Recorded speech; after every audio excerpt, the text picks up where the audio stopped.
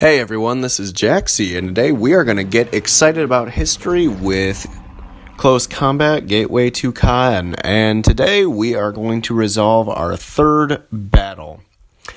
The first two were a little rough. Second one we were able to be more successful, and right here I have to start switching out some units.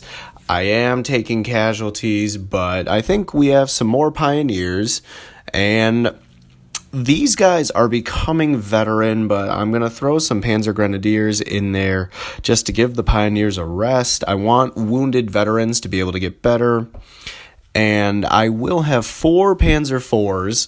I know that I've been costing the Heer quite a bit and the SS quite a bit in thrown tracks and vehicles. But if you look, I outnumber them in tanks, I outnumber them in infantry. And so even with how badly things went in the very first episode, my deployment here is so much wider. And other than the Germans having to look at the burnt-out husks of my wonderful command, I'm feeling good about this. It's a real good north-to-south deployment. So I'm going to be able to advance on a broad front. I'm going to be able to probe for weak points. And really, I should just have more options. Now, I'm setting up pretty close to the front in most places, but in the north here, I want to have some backup units just because they could do a forward deployment at those trenches, and it would be really bad if when I click go, they completely outnumber me at the point of attack. So I'm going to put a couple sections up there, but really gonna hold some of my cards close to my chest. And I think a Panzer there will do nicely. He will have cover to his north, and if I put 2 there, any allied units like those big Churchills, they're going to have to choose which target, and hopefully I can get some side armor shots since the front armor has just been giving me fits. Now, one thing with Gateway to Caen, you get these weird little deployment zones, and sometimes the men face the wrong way. Not a huge deal, but you do have to take the extra second to make them orient the correct way. Now right here, this Panzer is in the open, which means he is going to be a target, but he's also going to have huge field of fire, and hopefully if those infantry are spotting decently at all, I should have a lot of options. My headquarters are back. My tanks are deployed. The bottom 2 Panzers cannot support each other, but that narrow lane, any units going down there are going to get cut again. That was the one real success I had in episode 1. And now starting off, they have a Churchill deployed really far forward. I'm hoping they can't see my men through these hedgerows, since I don't have a ton of Panzers in support. Now we have Brits out in the open, and that Churchill is targeting my Panzer, but if you look, that Churchill is sideways. I'm going to get a side shot on the armor. It's just a race for who can fire first. Now I want this guy to creep up a little bit. If they both creep, I'm hoping they can meet that Churchill and 2-on-1 have an advantage. I want these guys in ambush because if the Churchill does get sight on them, I don't want it to open fire like that. And he's turned his frontal armor. That's not good, but my tank is angled. It's in defend mode. It's hulled down, and they did take a hit. So hopefully if they're rattled, they can't return fire. Britain's being Britain. They're going to dump all that artillery on us. Pretty standard. And I want to creep forward. If I can get the narrow lane and start capturing the middle, if this does turn into a third round, they're really just going to have open fields, and I'll leave them with very poor deployment options. Now, smoke has come out. They've seen my Panzers. But hopefully, if we can get a 2-on-1, we should be good. Now, come on, boys. Be nice and careful. And, right as I do that, they have an infantry squad coming up. I'm going to have to lay down some fire. I don't want them to get close enough that they can do anti-tank. And He's able to fire real close. Oh, that armor. If you guys see the black ring there, unfortunately means I just cannot pierce. It would be totally ineffective. He's trying to go back. He's getting hit. I've got some smoke out. Luckily, it looks like, despite that mortar strike and the 75, that he's able to get out. This tank, on the other hand, can slowly creep forward. He's in infantry support. Right now, the way this game is modeled, and there's some artillery, and immobilized through another track. I am so sorry to the German logistics officers. I am just immobilizing tanks left and right. They're going to remove me from command, even if I end up winning this operation. I don't know if they're going to like how much money I am spending to keep these tanks in working order. But I've got those infantry pinned down. Right now, they've got one Churchill that has some damage taken, and I've got one immobilized Panzer. Just from artillery, lucky fragments cutting the tracks, gumming up the wheels, I don't really know. Doesn't have that detail, but he is still in a good spot. If you have to have a turret, that's not a bad place to have. Basically, a fortress turret.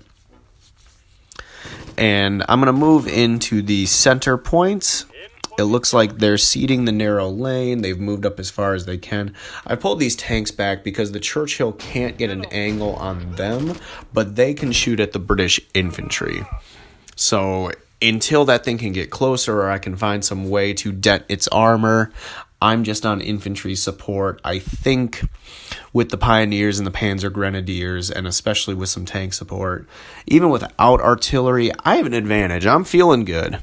My tankers are feeling good. My men are feeling good. Look at them just bravely run across that street. One machine gun could ruin their day, but they know that I am a great tactical commander, and I have suppressed every Brit who needs to be suppressed, and God bless they trust me. So, narrow lane is now mine. Beautiful. Even more options. I am starting to take the fire. I thought I would, but I'm getting close. If I can move up into these houses, and I can move up behind that stone wall, I can start laying down fire on the chateau and really just box the British in. They're getting hit from the west, they're getting hit from the northwest, now they're getting hit from the southwest. It's beautiful. 2 tanks. I'm going to have my infantry squad reveal itself, try to break up that unit, and we have infantry in the open. Now I really got to decide, do I want to just unleash on those infantry and let the Churchill know? It is a crocodile, so if it's close enough, it's going to flamethrower the entire Bocage. Wonderful invention by the British, makes so much sense, but makes me think. Other than that, just guys running in a field. If I can decide to do it, it'd be wonderful. Britain is just going to douse me with artillery, but I've captured another point. I have some houses I can get into. Good cover, good fields of fire. And having one immobilized tank is bad, but I don't know. If I can box them into one corner of the map, I can hit them from so many sides. I just don't know how they can recover. I'm going to try to be cheeky and grab that point, but if there's any rear machine guns, rear mortars, might not be able to happen. And yeah, there's 2 sections right there. They are pouring fire into this house, and yeah, it's going to take a little bit to get established, but it looks like my Panzer does have a field of fire on them, so come on, Panzer IV, make up for my lack of fire and my infantry being a little out of their depth. I want to get my defend going, make sure they're facing the right way, and I might just let my Panzers cut those infantry down. They already know where they are. Ooh, there we go. Good 75 millimeter fire. Now we're cooking. But exciting battle. I love this game. It's just so back and forth. The first time in the narrow lane, they just cut me down, and I lost 2 tanks. Planes came in, it was a mess. But this really is a counterblow. It's an appropriate name for the operation. And Yep, that crocodile saw my men. That one, all it took was one British infantryman going down, and the crocodile said, forget this. This Bocage is done. I'm burning the hedges. I'm going to try to pull those guys back, but they are just shell-shocked. I don't blame them. You just hear that hiss of the flamethrower, and you know it's a bad day. Firefight going on in the center. And I can see fire coming out of these windows, and can't quite get a field yet. I got to move up slowly, take my time. Ooh, 75 coming in too. Yeah, just run out of there. Anyone who can get out, just get out. All healthy members. Sorry, we're not playing No Man Left Behind with this section. I just have to try to get experience out. And they're going to cross this field again. Beautiful. Panzers are going to unload, take another one. And looks like that Churchill Crocodile in flames. Beautiful. And the Allies are already requesting a truce. They just don't have the units. That one tank and a couple sections getting suppressed is going to lower their morale so much that they're done. But unlike last time where I'm going to take it as soon as I can get it, I feel like I have the advantage. My immobile Panzer is laying down great fire here. They've lost one tank. I have 3 tanks in wonderful position supporting. They've got just men lining that hedgerow. Other than my section that got flamethrowered, I'm feeling really good. None of the other ones have really taken more than 1 or 2 casualties. And we're just pushing. Now, I have to be careful. I know there's guys in these houses. I don't know if they have any Piat teams or any anti-tank capabilities. But he's going to slowly push up. I have a couple infantry in support, keeping eyes on the chateau. And come on, you can go a little faster. The crocodile is going to come up, and I am hoping it just turns that hedgerow. Side armor shot, less than 100 meters, and that thing will go up. But unfortunately, it could spot these infantry crossing. They're in the hedgerow, but they're kind of on the north side. It's going to be real tight. And they are taking fire. They still can't get over that wall. They're so low that they can't shoot in the upper windows. But these Panzers are just going to drop that section to ground. Beautiful. No British soldier should have his head up. Make them crawl for it. Make them work for it. And the box is just going to get tighter and tighter. Finally, I have some field of fire. It's not directly on them, but it's close enough. Machine gun and some 75 millimeter.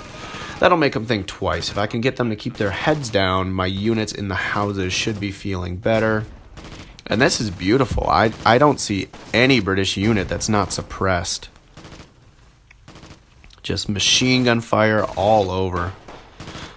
Beautiful sound of MG34s, MG42s.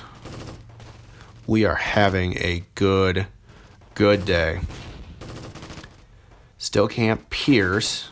And the hedgerow's blocking, but I'm checking. I want to know when they get close enough, will a 75 millimeter punch a hole in it? And beautiful. Now I even have sight on that squad.